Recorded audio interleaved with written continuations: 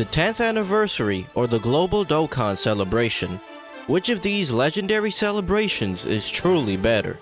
Now that both major celebrations of the year have come to an end, it's time to step back and evaluate how each of these celebrations stacked up. From new unit releases to high difficulty events and rewards, we'll be comparing both campaigns across 5 key categories to determine which one truly stands as the greatest celebration in Dokkan history.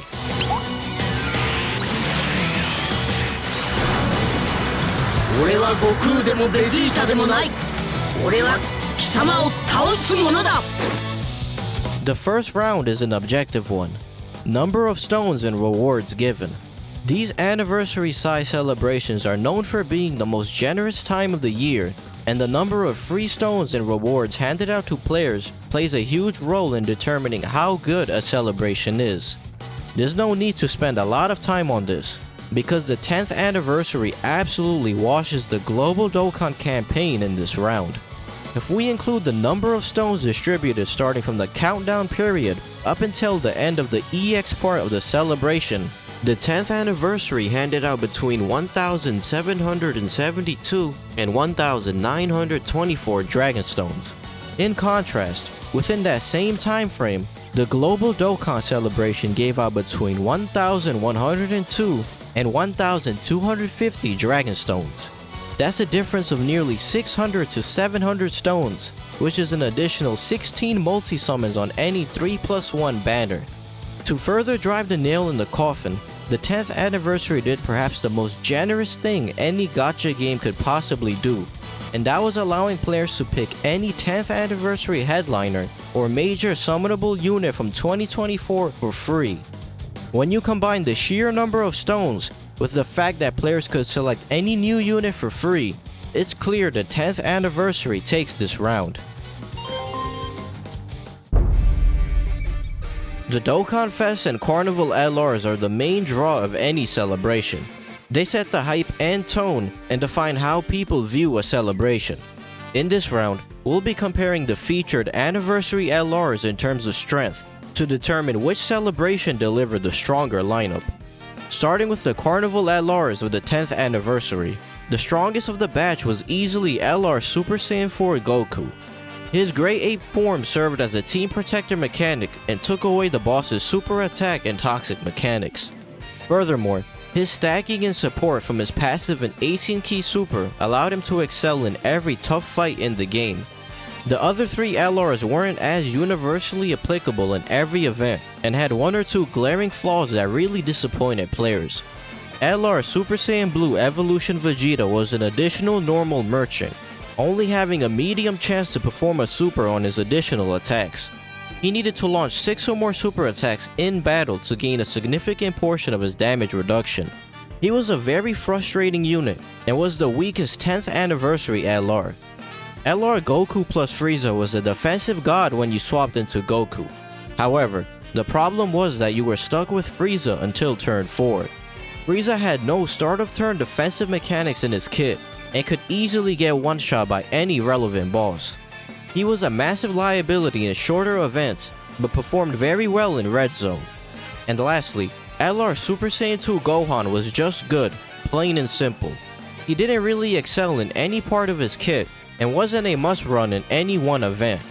He was good offensively, and his defense was decent in most cases, and people were mainly disappointed that such an iconic moment in character wasn't a top-tier unit.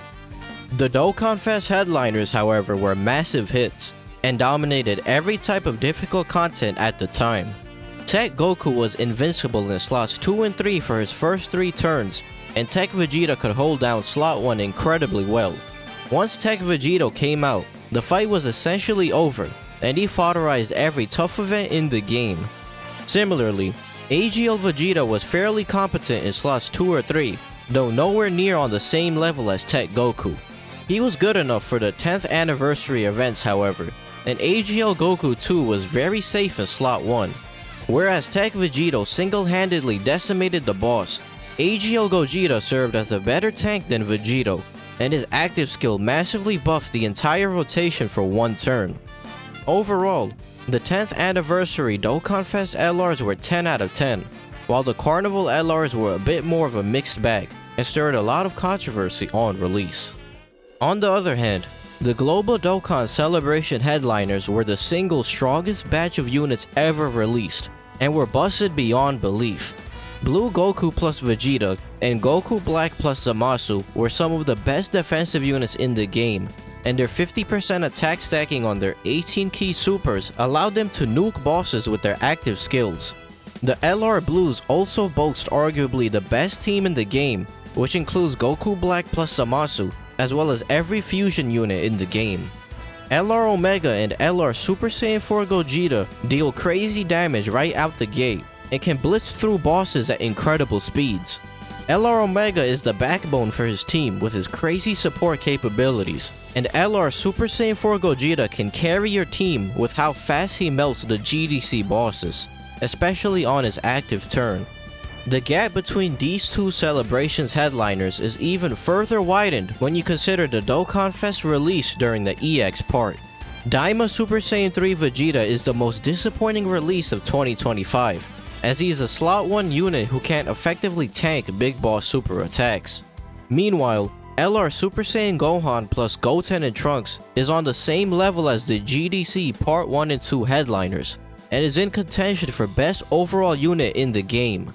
To sum it up, the Global Dokkan Celebration clears the 10th anniversary in terms of overall unit quality. The Global Dokkan Celebration came with 17 new EZA characters. Starting with the Super EZA characters, Physical Vegito Blue and AGL Rosé were powerful additions to all of their teams, and are some of the most powerful Super EZAs we have seen to date. The 2nd anniversary Super EZAs, however, weren't as powerful as people were expecting. Super Saiyan 4 Goku is a very strong option on GT heroes, but Super Saiyan 4 Vegeta is a very risky run the vast majority of the time. STR Omega is also very strong on LR Omega's team, and is one of the most powerful extreme class EZAs in the game. In total, the GDC batted 4 for 5 on Super EZAs. Moving on to the EZA characters, LR Merge Zamasu is a very helpful addition on Goku Black Super Boss's team, but he could have definitely benefited from being slightly better defensively. The 7 GT EZAs are all very good and help flesh out the GT heroes and GT bosses teams, but it is important to note that Grey Ape Super Saiyan 3 Goku and Grey Ape Baby cannot be used in most of the difficult events in the game, which makes their presence in the celebration completely pointless. LR Vegeta and Trunks are a great character in longer events, and are one of the best characters in the game for Festival of Battles. Int Super Saiyan 4 Gogeta is also a very powerful EZA, and is one of the strongest TURs in the game. LR Goten and Trunks are a much needed buff to the Youth and Hybrid Saiyans roster, and help flesh out an otherwise underwhelming team in terms of viable options. And lastly, Tech LR Super Saiyan 2 Gohan is a monster EZA that can work great in all of the difficult events in the game, including both short and long content. All in all, the Global Dokkan Celebration went 14 out of 17 for EZAs, with 2 of them being actually unusable, and Super Saiyan 4 Vegeta being considerably worse than his Goku counterpart. The 10th anniversary released 14 EZAs throughout the course of the celebration. Unfortunately, just like his EZA, Super EZA Super Vegeta was a flop, still being completely vulnerable to super attacks, while also not doing that much damage on his counters. Super EZA Buhan and Tech Cell were draw-dropping EZAs, and were by far the best EZA TURs on release. Super EZA Gogeta and Janemba landed somewhere in between, not as impressive as Buhan or Cell, but still solid, reliable options. Lastly, Super EZA Super Saiyan 2 Gohan was a powerful alternative to Carnival's Super Saiyan 2 Gohan, and was a great orb changer on many teams. Just like the GDC, the 10th anniversary had one questionable Super EZA, but the rest of them were solid hits. The only TUR EZAs during the 10th anniversary was the GT Super Saiyan Duo, who EZA'd in the EX part of the celebration. Both units performed extremely well, and continue to be viable even months after their release. LR Namek Goku and LR Full Power Frieza initially looked underwhelming on paper, but they ended up performing very well in the 10th anniversary difficult content. They were good in Festival, could work well in battle-hardened formidable foes, and dominated the Red Zone stages. LR Grade A Vegeta was comparable to LR Beast Gohan and LR Tech Broly, and was a pivotal Slot 1 unit on the 10th anniversary teams. However, LR Kaioken Goku was a massive miss. Not only was his damage reduction tied to acquiring STR orbs, he only gained a measly 4% damage reduction per STR Keysphere obtained. He was nowhere near good enough, and was one of the 2 misses from the 10th anniversary batch of EZAs. Thankfully, the final 2 EZAs were absolute game changers, the 7th anniversary LRs. They essentially had 2 turns of invincibility on their initial turn in base and once transformed, and faced no difficulty against the difficult content released during the anniversary. They were on par with the 10th anniversary Dokkanfest LRs and were undisputedly the top 4 best units in the game. Overall, the 10th anniversary went 12 for 14 on EZAs, while the GDC clocked in at 14 for 17. They are statistically close, and the point could be argued for either celebration, but I think the winner for this round has to be the 10th anniversary, and that is mainly due to the existence of the 7th anniversary LRs, who are perhaps the greatest EZA units in the history of the game.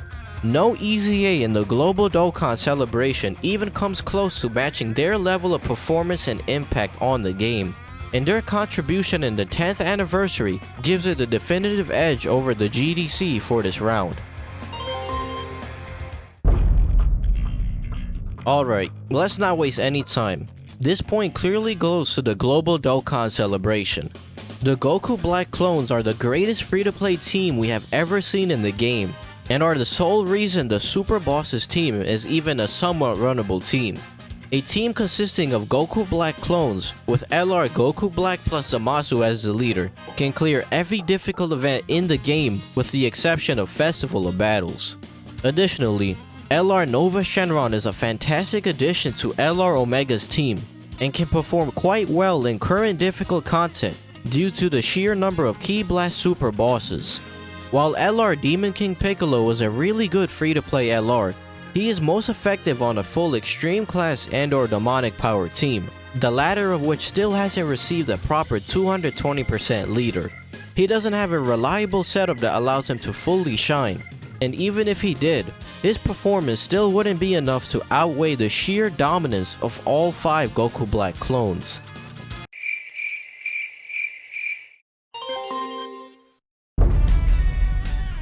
With the score currently tied at 2-2, the winner will be determined by which celebration delivered the better content through its new challenge stages. For this section, we'll be focusing exclusively on new events found under the challenge tab in-game. That means no story events, no growth events, and no Extreme Z battles. The 10th anniversary introduced 8 new challenge events into the game, starting with the most forgettable ones. Dokkan Ultimate Thrilling Battle and Supreme Magnificent Battle Super Warriors Edition were not very challenging, but they had some fun missions associated with them that gave out decent rewards. Dokkan Chronicles and 10th Anniversary Battle were very fun stages that allowed players to relive some of the most iconic events and characters released throughout the past decade of Dokkan. They were more difficult than the previous 2 events mentioned, but outside of a few challenging missions, these events mainly served as a way to collect great rewards. The last 4 events, however, were the challenging content of the anniversary, and set the scene for the next several months. The last few stages of the Goku story and Vegeta story red zones were quite challenging, with Blue Goku being considered by many to be the hardest boss out of the batch. Battle-hardened formidable foes was equally challenging, but lasted for fewer turns than the red zone stages, allowing for different units to excel. Last but certainly not least, Festival of Battles was teased to be the most difficult event in the history of the game, and it certainly did not disappoint. This fight consisted of 50 consecutive phases, and was clearly designed with stacking units in mind, specifically the 10th anniversary and 7th anniversary LRs. You had to carefully balance stacks for your units while also timing their active skills strategically, ensuring that they held up both offensively and defensively by the end of the event. On the other hand, the Global Dokkan Celebration introduced 9 new challenge events. Dokkan Ultimate Player's Choice Battle was a lot easier than people were expecting and ended up being a major disappointment. The Infinite Zamasu event was a gimmick event that expected you to use the Zeno button to automatically win on the last phase. While you could challenge yourself by not using any items, Zamasu was pretty much always supering in the middle slot, so the 7th anniversary LR's attack breaks completely countered that fight. They also released boss rush stages for the Birth of the Shadow Dragons and the Divine Wrath and Mortal Will events. These stages were somewhat challenging, but not too noteworthy in terms of difficulty. The Gogeta Clones event was another gimmick event that required you to locate the real Gogeta and beat him without attacking the other clones. Just like the Infinite Zamasu event, this event was only difficult if you went out of your way to make it more challenging. Perfect Cooperation Team Battle was a unique event that mimicked the reversible exchange mechanic, with enemies swapping with each other every turn. This event for the most part was very easy, but Stage 6 was fairly difficult if you didn't use a Senzu Bean item, and Stage 7 was difficult in general. Stages 3 and 4 of Serious Battle also weren't too bad, and many of the missions pertaining to Stage 3 could be completed with the Goku Black clones. The real challenging events of the celebration came in the form of Special Battle and Supreme Magnificent Battle Next Generation Saiyans. While all 4 stages of Special Battle were difficult, the hardest stage was by far Stage 1. This event only lasted a couple of turns, but the bosses hit very hard and possessed several toxic mechanics, such as locking, AoEs, healing, and a damn near 20 million attack super when Goku Black was fully built up. Stages 2 and 3 of Supreme Magnificent Battle have bosses that super you for 11 million plus damage out the gate, and 15 million plus damage in their second phases. Luckily, these bosses don't have a lot of HP, and their attack can be lowered in certain phases, which makes it easier to blitz through these stages. Stage 5 starts out hitting somewhat weak, but with Gohan's dodge cancelling and the enemies hitting extremely hard after just 2 or 3 turns, this stage is perhaps even more difficult than Special Battle Stage 1.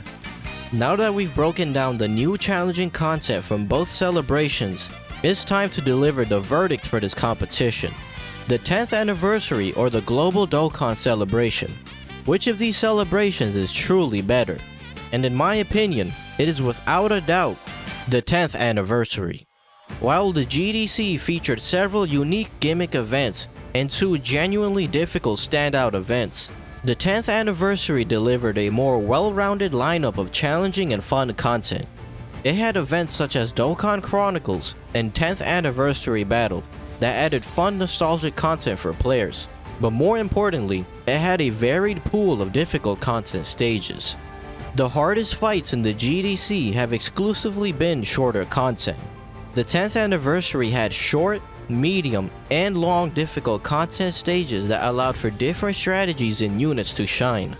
It is also important to note that while the Global Dokkan Celebration technically introduced more events than the 10th anniversary, it pales in comparison to the number of stages actually released. Both Red Zones and Battle-Hardened Formidable Foes consisted of 10 stages each, meaning there were a total of 30 difficult stages from just these 3 events alone. There was interesting content to challenge every few days throughout the anniversary period, with the hardest events/stages providing more unique challenges than the GDC content. Ultimately, while the Global Dokkan Celebration may surpass the 10th anniversary in overall unit quality, particularly with its new releases, the 10th anniversary clearly takes the win when it comes to generosity and the variety of fun and challenging events. The top-tier characters from the 10th anniversary also helped bridge the gap in overall unit quality, and when combined with his previously mentioned strengths, the 10th anniversary, in my opinion, stands as the greatest celebration in the history of the game.